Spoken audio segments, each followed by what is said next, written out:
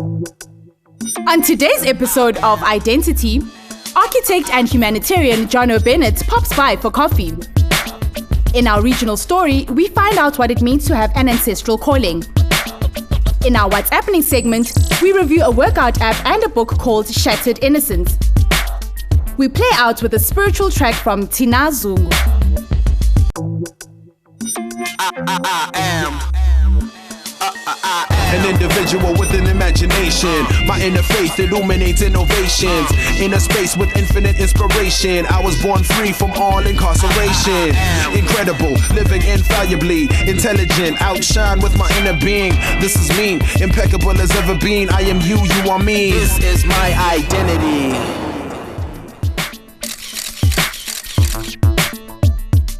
Good morning and welcome to Identity, the multi-faith youth show that celebrates the diversity that makes up our rainbow nation. I'm your host, Viwe Gxwala. Namhlanje yi-Valentine's Day okanye umbhiyozo ka-Saint Valentine. Eli langa libhiyozwa ngomhla weshumi elinesine ngenyanga yomdumba unyaka nonyaka. Nangona ingelo suku le-holiday, olu suku libhiyozwa kumazwe ngamazwe. Ngeli langa abathandanayo banikana ngezipho nentyatyambo ukubonisa uthando. As usual, we are throwing back to an interview that my colleague Dumi Mkokstad had with one of the country's young achievers. Here's how her chat with architect and humanitarian Jhono Benett went.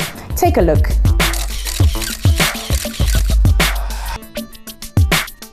How many times have you looked at a building and marveled at how much work has gone into it? Well, my guest today is a young man who decided to go beyond the marveling and into the actual designing. Jhono Benett is an architect by profession, having obtained a master's in architecture from the University of Pretoria. He is also the co-founder of One-to-One Agency of Engagement, a non-profit architecturally based organization that facilitates design solutions in the country's developing urban areas. And to top that off, he also worked with an NGO that falls under the Shack Dwellers International South African Alliance.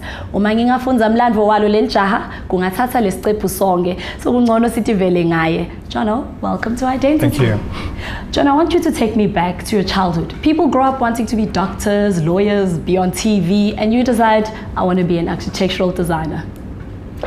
Yeah, I don't think there was any bright spark moment or any I want to be a designer. I think I'd always enjoyed drawing. I always enjoyed putting things together, problem solving. These are things that I did in my own time. And when I came down to choose a career, these were the things that fitted an architectural portfolio. So I chose architecture. Were you fascinated by buildings when you were driving around? I think when we think architecture, buildings are just one output. Actually, architecture is also about understanding space, about interpreting space, about looking at things and finding other ways to make a certain experience or a certain thing happen. And sometimes it's a building. And I think that's what interested me, was about kind of thinking about space and then acting in it. And you've traveled quite a bit during your studies, from Pretoria to Durban, then you went to Canada and then back to Cape Town. Take me through that journey. Well, I think growing up in Durban for 21 years, I mean, it sort of shapes you in a way. It makes you a certain type of person in this country. And then moving to Cape Town sort of tore that apart, because you're exposed to a whole different set of factors in Cape Town, but also the international scene in Cape Town is really big. And I think that actually was something that hit me a lot, was how connected we are to the rest of the world. And then to study, I had to come to Gauteng, and Pretoria University has a great program, so I came here. And bizarrely enough, I ended up in Johannesburg. And as a Durban guy, that's the last place I thought I would ever end up. But with the weather. But it's a great place. There's something about Johannesburg. It's got this energy and the spirit that just brought me here. I don't know. I just found myself here one day. But you traveled to very distinct cities. How has that influenced your work? Well, I think, growing up in Durban, it's got this massive influence of the Indian, the colonial, the Zulu, and close to Mozambique, the other sort of Southern African countries. But Cape Town sort of is hanging on to this older type of architecture and its way of being of space. So I think those very distinct things shaped my ideas. And then being in Johannesburg, where everything goes, just completely blew that apart as well. So I don't know, I think it gave me a nice broad perspective of what space is like in South Africa. And I quite like that all these different influences have made me the designer I am today. And how does spirituality influence your space? Well, when we say that, I mean, I think about spirituality as people. I think about the spirit of people and how they come together and how they act together. And that's always guided actually my interest and my work. And in every place that I've lived in, that's something that I've always tried to understand and be a part of in my own way. And especially in Johannesburg with, it's the biggest population, there's 80 million people in Gauteng. It's so much more here, and I think maybe that's why Johannesburg brought me in, just because of the spirit of people, the spirit of connection that actually happens in Gauteng. Let's talk about one-to-one, the agency of engagement. As if architecture on its own is not challenging enough, hard work and so competitive, you bring in a humanitarian aspect to it.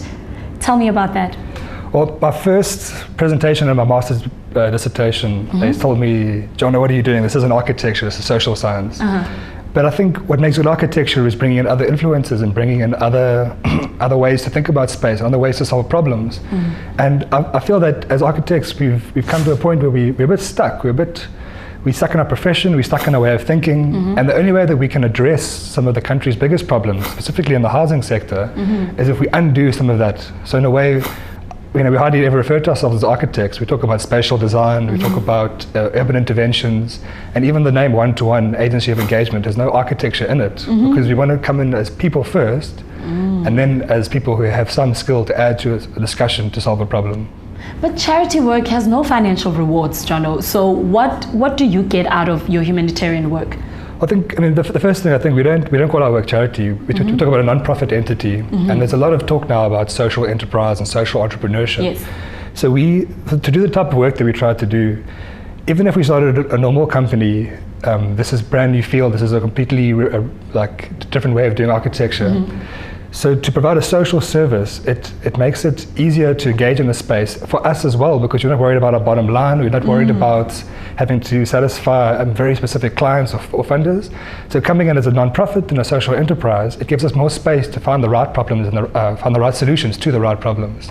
So I think that's how we define our work, it's a social enterprise. Jhono, you and I are the same age, but your CV is this long. What do you attribute some of your success to? I don't think I've reached any success points yet. I think we're just starting off in this whole thing. We've only just sort of formed one-to-one. It's been 2 or 3 years now, and we're only now kind of getting a grasp on what it needs to be. So no, I wouldn't say what I wouldn't call these success points, but I just think, how can I say this? I think at some point in my life I realized that I wanted to do something more than just be a person in a space. And I wanted to understand things. I wanted to look at things better, and I had these questions that I wanted to answer. And actually moving from Durban to Cape Town was that move, and going there and realizing that I also have a place to play in this country, I also have a role to affect and not just be a passive citizen. And I think that question of, first of all, what's going on here? What is actually happening? Because everything that I learned and taught growing up was kind of completely blown apart through my travels and through my exposure. And I wanted to know that. I wanted to ask what's actually happening. And once I started to answer that question, I wanted to know then what can I do to be a part of it, to make it better? And I think those two questions have been sort of driving me since my early 20s. Speaking of your early 20s, we are celebrating 20 years of democracy in our country. So what does that mean to you? I think, for me personally, I think it's an interesting milestone for us to sit back and reflect on what's actually happened in terms of addressing the past. And the biggest legacy of the past that we're dealing with in my discipline are the spatial inequalities, the fact that we still have these split cities and these split environments. And I'm interested in this milestone to reflect on what have we done with what we've done so far, and how can we change that, and how can we make people who are working in these spaces better to affect that change towards a more spatially equal South Africa. Jhono, I want to have you back because we need to talk about this. But before I let you go, I want to play a quick game with you. It's called True or False. Try and answer as quickly as possible, as accurately as possible. Freedom Day is on the 1st of May. Isn't it the 16th? 27th of the May. Thabo Mbeki became the president of South Africa in 1999. It was 98? 99. Yeah, True. True or false, Jhono? True or false? True. The Freedom Charter was signed in Kliptown. True. The first heart transplant was done in South Africa. True. Table Mountain is the 9th wonder of the world. It's arguable, but I'm going to go with true. 7th. Since the 1940s, South African golfers have won more golf majors than any other nation apart from the United States. False. True. Well. South Africa has the most official languages in the world. True. The national bird of South Africa is the blue crane. True. Gerard Moordijk was the first South African to be an associate of the Royal Institute of British Architects. True. I thought if you get this one wrong. And singer Miriam Makeba was the first South African to win a Grammy Award. True. Well done. Awesome. Thank you so much, Jhono, for coming, and we wish you all the best in everything that you do. Cool. Thanks a lot. Enkosi kumpumi mbethe ngencoko emnandi noJhono Benett. Xa ungumuntu omtsha ophangelayo, kubalekile ukunikela ngexesha lakho kubantu abangenanto. It's time now for a quick commercial break. When we return, we head straight to Langaville in Gauteng to learn more about what having an ancestral calling means. See you in a moment.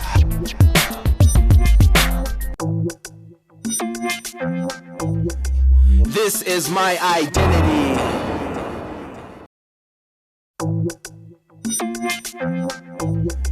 This is my identity.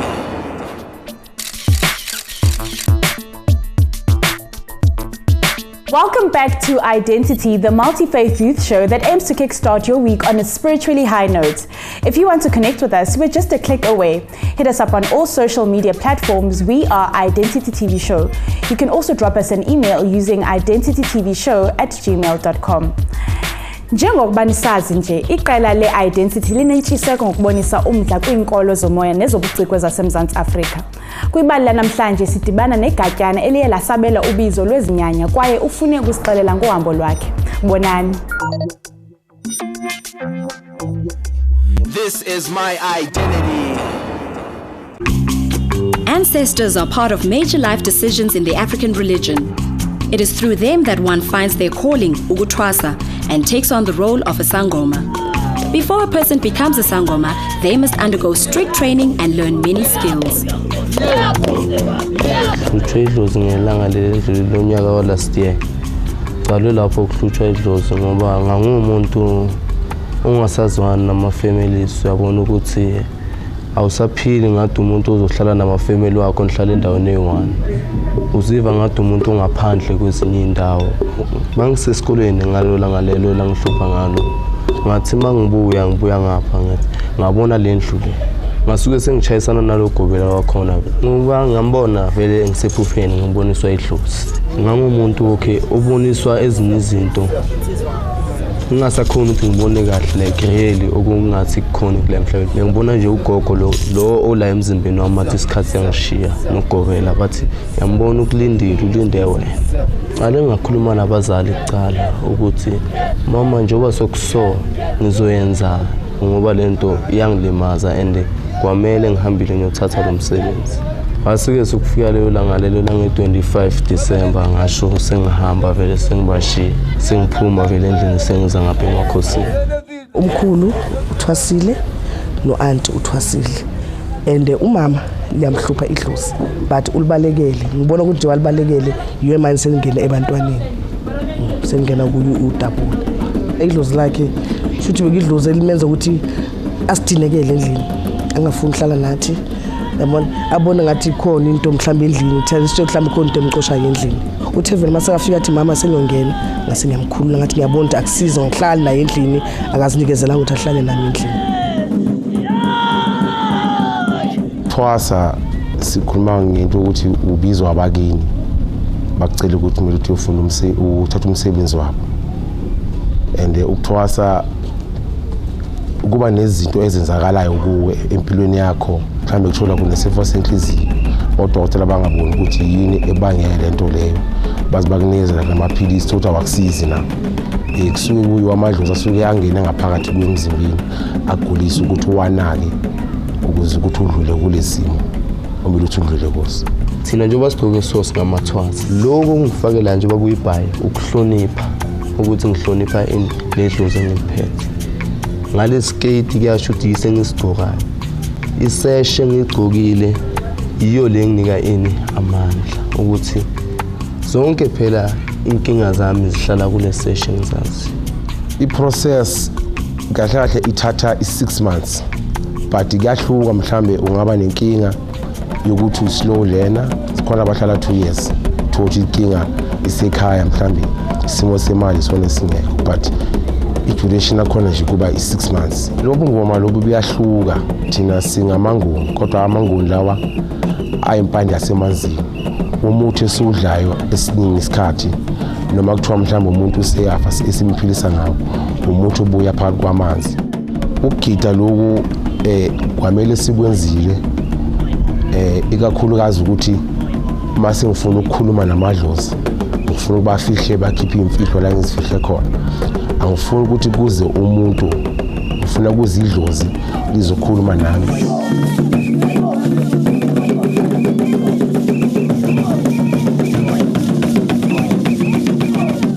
masuke sigida sisuke sijabulisa idlozi uyabona ngoba masilijabulisa ledlozi kuze kuyakhona ukuthi libe namandla ukuthi lokho bakufundisa kona ngoba bakufundisa endumbeni kuphela bakufundisa nangaphandle ukuthi manje ukuthi bakufundisa ukubhula ukwazi okuningi yabona uyavula then ukwazi ukukhipha imfihlo yakho bese uyibeka la bese nasendumbeni still hayi ukuthi uma unyanga kumele ube inyanga estikini kuphela kumele ube inyanga ngokulapha sesini ngabalanyo akuthwasini ntitwasini nabakahle ngoba shilesha shinhlupha ashanhluphi se shibangqono la kamina njoba sengilanga ngizizwa ngikhululekile and nabo family yami nayo ikhululekile ngoba iyeza ukuzongivakashela ngiyakhululeka nje kuphela kodwa nama limits wabo ngoba into eziningi kumele ngizenze into zamadlozi ukuthi ngikwazi ukuthi ngihlanganisane nazo umuntu ongaba yithwasane akusiwo wonke umuntu kuba khona ukukhetheke edlozini idlozi likhethe libona kuba nesidingo but kuba kuhle kakhulu mangokuthi lento uzalwa nayo from eswini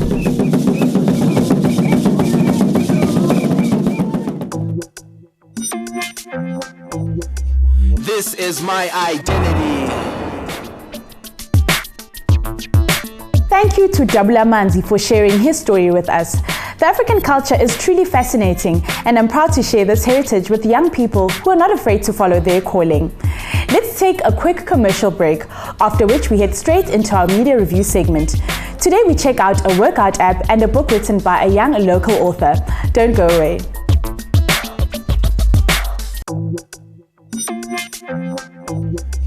This is my identity.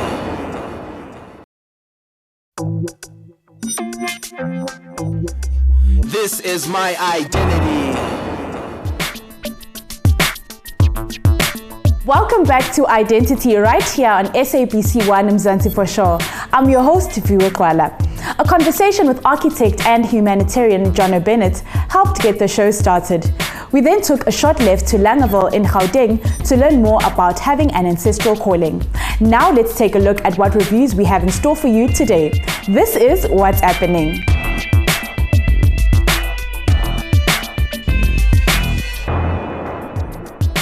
It's never too late in the year to start working out. Today we're reviewing an app that will get you off the couch and well on your way to a fit and healthy life using workouts with 7-minute intervals. It's called the official 7-minute workout app. Based on scientific research by leading fitness experts, the official 7-minute workout app is designed to provide a high-intensity workout by combining aerobic and resistance exercises using your body weight. Start by selecting the Workout Library tab. Here, you'll find a list of exercise options to suit your fitness level. Each routine comes with video clips that show you how each exercise is to be performed. It also gives you the number of cycles, the rest period, as well as the duration of the workout. Once you have chosen a suitable workout, select the Start This Workout tab.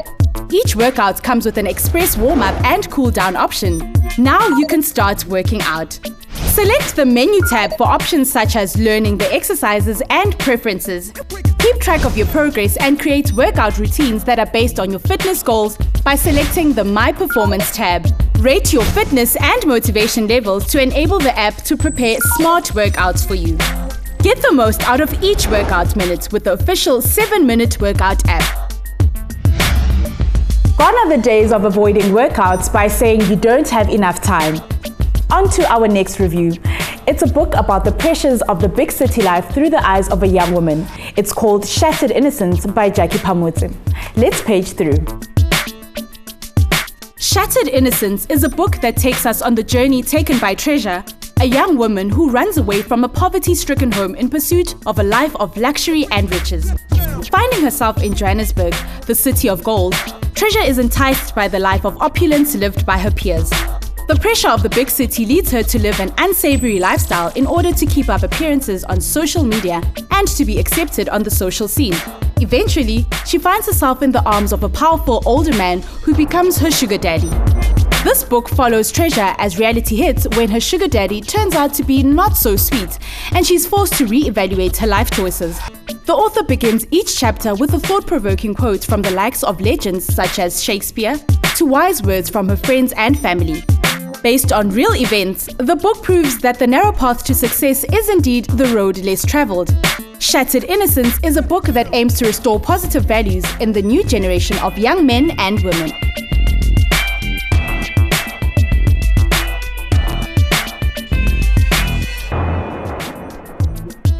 Iphela kanjalo inkqubo yethu yanamhlanje. Enkosi ngokuba nathi namhlanje sithemba ukuba siye sanivuselela emimoyeni ngenkqubo yethu esithanda ukuniphathela yona. Keep it locked to our social media profiles for information on when you can expect to see us again. If you aren't following us yet, search for Identity TV Show on Facebook, Twitter, and Instagram. And please keep sending your invitations to identitytvshow@gmail.com. The Identity crew might just rock up to your hood to cover your community story. From me, Viwe Gxwala, and the Identity team, we say goodbye with this old Irish blessing. May the road rise up to meet you. May the wind be always at your back. May the sun shine warm upon your face, the rains fall softly upon your fields, and until we meet again, may God hold you in the palm of His hand. We play out with a track called Fear Not by Thinah Zungu featuring Dumi Mkokstad. Goodbye.